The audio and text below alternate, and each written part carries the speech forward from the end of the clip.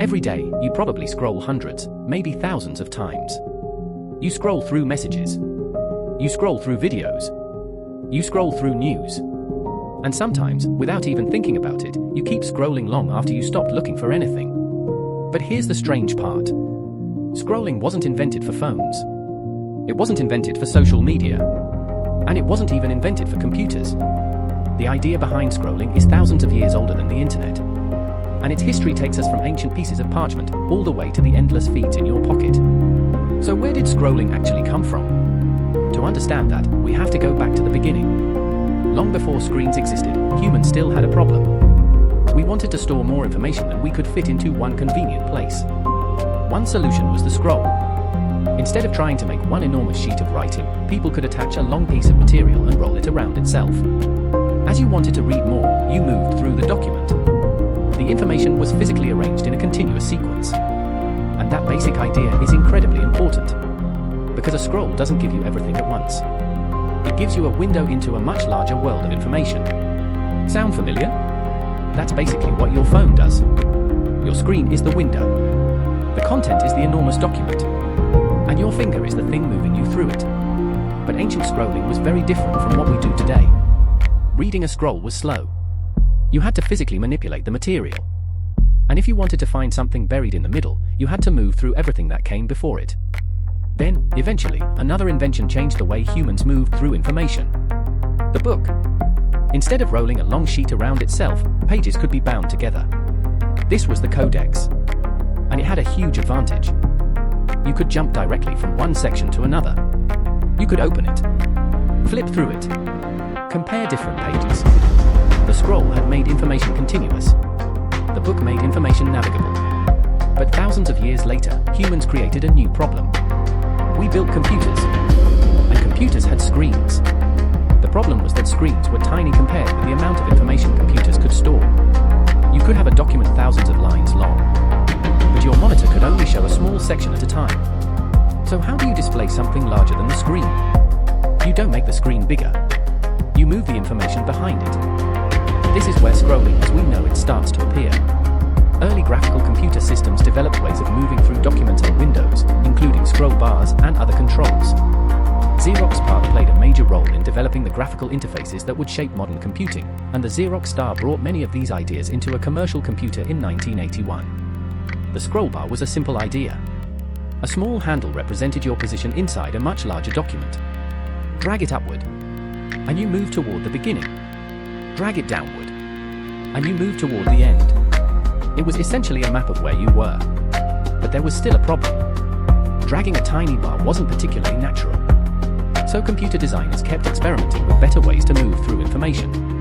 And eventually, scrolling got a wheel. The mouse scroll wheel wasn't created by one single inventor either. Several scrolling controls and wheel-based designs appeared independently, with early examples going back to the 1980s.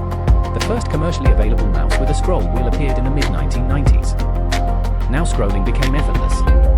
You didn't have to grab a tiny button. You just rolled your finger.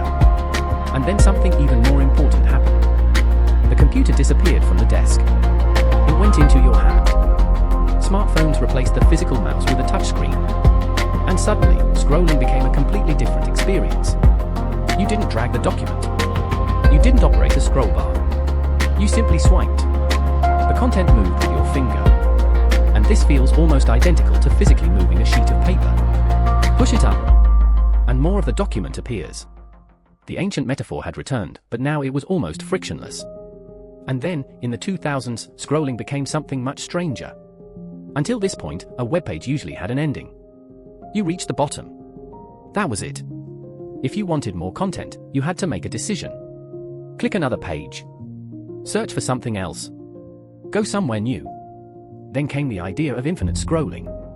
Around 2006, the concept became associated with designers and engineers including Asa Raskin, while Microsoft's Windows Live Image Search team also developed and patented an infinite scroll system around the same time. The idea was simple. Don't make the user click for the next page. Just give them more. And more. And more. It sounded like a small improvement. But it changed something fundamental. Before infinite scroll, reaching the bottom of a page was a natural stopping point. Now, there didn't have to be a bottom. And social media discovered that this was incredibly powerful. Instead of choosing what you wanted to see, the system could continuously choose for you. One post became another. One video became another. One headline became another. You didn't need to decide whether to continue. You just had to move your thumb. And that tiny movement could continue indefinitely. This is where the origin of scrolling becomes much stranger than it first appears. The ancient scroll was designed to help humans move through a finite amount of information. The book gave us a way to navigate that information. The computer turned scrolling into a method for viewing something larger than the screen. The smartphone made it almost effortless. An infinite scroll removed the ending. Each invention solved a problem. But together, they created something completely new. An information stream with no natural stopping point. And that is why scrolling today can feel so different from reading a book. A book has pages. A newspaper has a final article. A scroll eventually ends. But your social media feed doesn't have to. There is always another video. Another post. Another picture. Another thing you haven't seen yet. And your brain doesn't know whether the next swipe will reveal something completely boring. Or something incredibly interesting. So you swipe again. And again. And again. The strange thing is that nobody had to invent a machine that physically forces your thumb to move. The system doesn't need to. The interface makes continuing almost effortless. And that brings us back to the ancient scroll. Thousands of years ago, scrolling meant physically moving through a long piece of information. Today, it can mean moving through an effectively limitless stream of information without ever touching the end. The technology changed. The screen changed. The content changed. But the basic idea survived. Move through information to see what comes next. Except now, there may always be something next.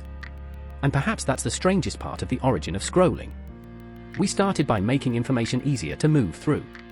Then we made that movement faster. Then easier. Then automatic.